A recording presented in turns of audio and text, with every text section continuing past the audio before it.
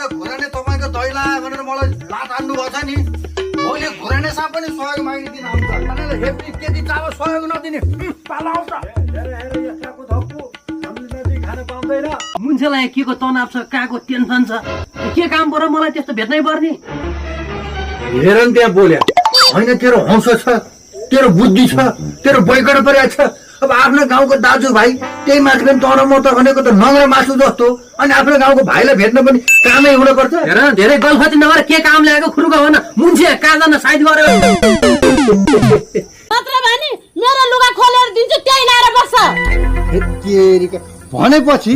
पैसा कमाएर ल्याए कोही नत्र कोही न कोही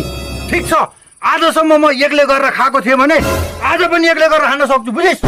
ल ठिक छ आज म यो घरबाट निस्केर जान्छु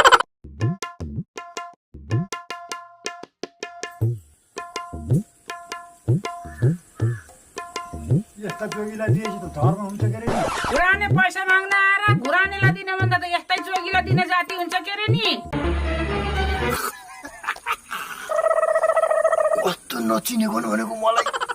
यतिको भएपछि त घुरानेले गरी खान